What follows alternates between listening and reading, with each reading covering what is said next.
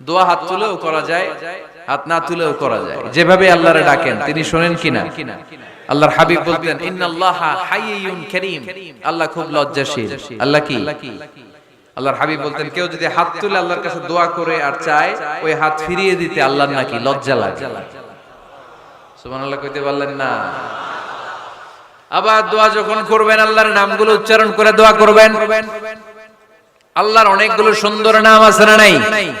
ইন্নালিল্লাহি 99 ইসমা, আল্লাহর রয়েছে 99টা সুন্দর সুন্দর নাম। এই নামগুলো যে মুখস্থ করবে, নামের হক যেই ব্যক্তি আদায় করবে, তারে জান্নাতের মালিক বানায় দিবে কে?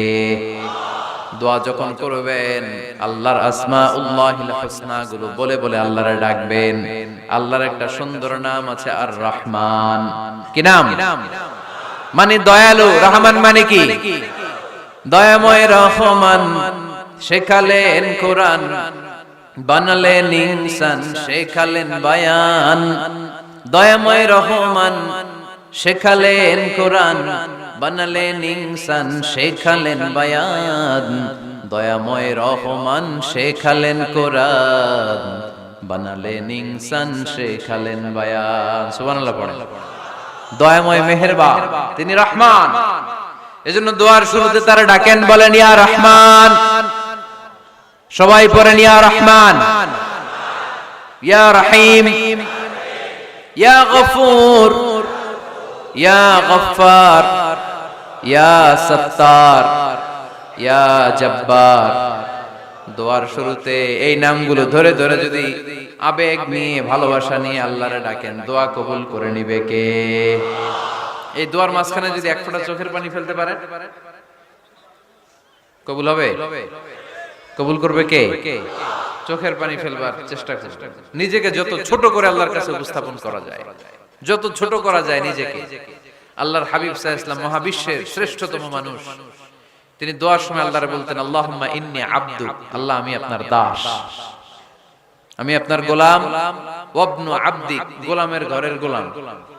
ওয়াবনু আমাতিক, দাসীর ঘরের গোলাম, বান্দির ঘরের গোলাম। আমার বাবা আব্দুল্লাহ আপনার গোলাম, আমার মা আমেনা আপনার দাসী। সুবহানাল্লাহ পড়বেন না? কিভাবে নিজেকে ছোট করতে হয় আল্লাহর হাবিব সাল্লাল্লাহু আলাইহি ওয়াসাল্লাম ছোট করতেন। গুনার কথাগুলো স্মরণ করবেন, আল্লাহরে বলবেন আল্লাহ আমি ছাড়া তোমার অনেক বান্দা আছে, কিন্তু তুমি ছাড়া আমার আর কেউ নাই।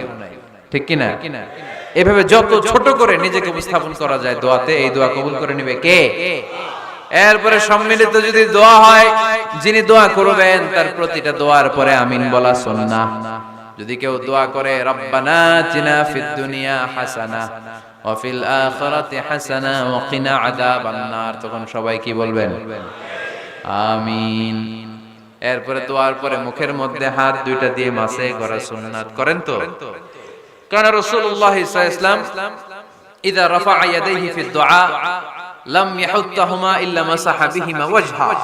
আল্লাহর হাবিব সাল্লাল্লাহু আলাইহি ওয়াসাল্লাম যখন দোয়ায় হাত তুলতেন, ওই হাত দুইটা মুখের মধ্যে মাসে না করে নিচে নামাতেন না। মুখ মাসে করেন তো? এই পদ্ধতিতে যদি আপনি দোয়া করেন, আল্লাহর কাছে প্রার্থনা করেন আর ফরিয়াদ করেন, আপনার দোয়া কবুল করবে কে? যখনই দোয়া করেন আপনার ডাকগুলো শুনে কে? তারপরে বিশেষ কিছু সময় আছে, বিশেষ কিছু মুহূর্ত আছে, ওই মুহূর্তগুলোতে দোয়া করলে দোয়া কবুল করে কে? এর মধ্যে একটা মুহূর্ত হলো তাহাজ্জুদের মুহূর্ত। কিসের মুহূর্ত? তাহাজ্জুদ পড়েন তো আপনারা? হ্যাঁ, এখন আওয়াজ নাই গলায়। পড়ি? ফজরের নামাজই পড়তে পারি না হুজুর, তাহাজ্জুদ কেমনে পড়ব? ومن الليل فتهجد به نافلة لك عسى أن يبعثك ربك مقاما محمودا। এটা এমন নামাজ, এই নামাজের পরে দোয়া করলে কবুল করবে কে? ওই মুহূর্তে আল্লাহ প্রথম আকাশে মনোনিবেশ করেন, ডাকতে থাকে কার কি লাগবে চাও।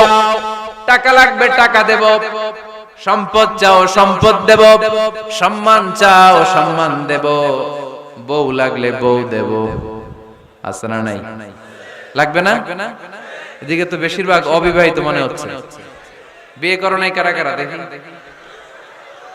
খাইছে। সবার তো বউ লাগবে দেখা যায়। আল্লাহর কাছে চাইবা, দিবে কে? দেয়ার মালিক কে? মনের বাসনা পূরণ করে কে? ওই আল্লাহর কাছে যেন আমরা চাই। বিয়ের কথা শুনলে সব সজাগ, আর ঘুমে ধরে না। এখন সজাগ জাতি, চাইতে হয় যুবক ভাইরা, চাইতে হবে আল্লাহর কাছে। নেককার স্ত্রী চাইতে হয়, নেককার সন্তান চাইতে হয়। তাহাজ্জুদের সালাতে যেন আল্লাহর আমরা বলতে পারি, আল্লাহ এমন জীবন সঙ্গিনী দাও, রূপবতী, গুণবতী, নেককার, যার সাথে দুনিয়াতেও থাকবো, জান্নাতেও থাকবো। ঠিক কিনা? এই দাম্পত্য জীবন কি শুধু দুনিয়ায়? আমার স্ত্রী আমার সাথে জান্নাতে যাক, আমি চাই কি চাই না? মুমিনরা দুনিয়াতেও একসাথে, জান্নাতেও একসাথে। ঠিক কিনা? তাহাজ্জুদের দোয়া আল্লাহ ফিরায় না। ইফতারির আগে যে দোয়া, ওইটা আল্লাহ ফিরায় না। ইফতারি করার আগ মুহূর্তে আমরা যে পেঁয়াজু, আলুর চপ, বেগুনি, হ্যাঁ, এগুলো খান আপনারা? রুহাবজার শরবত খান নাকি? তো এই যে সাজায় রাখা হয় ডিজাইন করে, এইগুলো রেখে যখন দোয়া করেন, এই দোয়াটা আল্লাহ শুনে খুব। আল্লাহ বলে, কিরে ফেরেশতারা, ঘটনা কি? এত খাবার কেন? আল্লাহ রোজা রাখছে। কি চায়? আল্লাহ ক্ষমা চায়। তো খায় না যে তৃষ্ণার, তো আল্লাহ আপনার ভয়। আমারা দেখছে না, আল্লাহ আপনারা দেখে নাই। জান্নাত দেখে নাই, আমার জাহান্নাম দেখেছে আল্লাহ কিন্তু জানে। তারপরে ফেরেশতাদের মুখ থেকে বের করা হবে। সুবহানাল্লাহ পড়েন। আমার জাহান্নাম দেখেছি কিনা বলো। ফেরেশতারা বলে, না জাহান্নাম দেখে নাই। আমার জান্নাত দেখেছে কিনা বলো। জান্নাতও দেখে নাই, কিছুই দেখে নাই, আপনারও দেখে নাই। আল্লাহ এবার খুশি হয়ে যাবে। আমার খুশির জন্য, আমার ভয়ে তৃষ্ণার্ত ক্ষুধার্ত সামনে খাবার হাত বাড়ালেই খেতে পারে, গ্লাসটা তুললেই পান করতে পারে, আমার ভয়ে খায় না। আমার ক্ষমা চায়, আমার কাছে ক্ষমা প্রার্থনা করে। এখন আমার বান্দা যা দোয়া করবে, বান্দার সব দোয়া আমি কবুল করে নেব। আল্লাহর ভালোবাসা সফট কর্নার খুব গ্রো করে, যোগ্য যে খুব মারতে হবে। ঠিক কিনা?